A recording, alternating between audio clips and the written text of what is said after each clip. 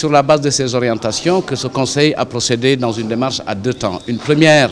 partie de la réunion a porté sur l'évaluation globale de l'édition 2017, donc du Hajj 2017. La première décision, c'est le maintien, sur proposition du délégué général et validation par le président de la République, du prix du package à hauteur de 2 600 000, c'est-à-dire même prix que l'année dernière, avec une baisse sur le prix du billet d'avion qui passe ainsi d'1 100 000 à 1 080 000. La deuxième mesure, c'est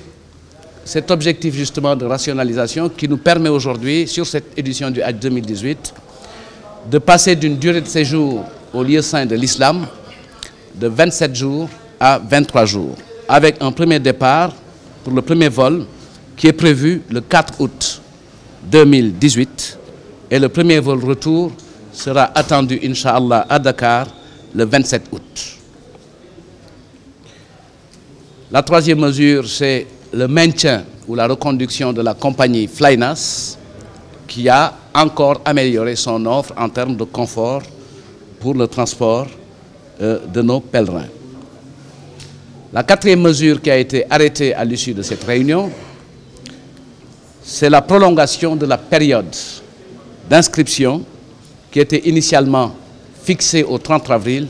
mais qui sera prolongée jusqu'au 10 mai, délai de rigueur. La cinquième décision, c'est la répartition du quota, puisque sur un quota autorisé pour le Sénégal de 12 860 pèlerins, les privés devront transporter 10 860 pèlerins contre 9 500 pèlerins l'année dernière, et l'État du Sénégal, à travers la délégation, devra prendre en charge 2000 pèlerins pour cette édition.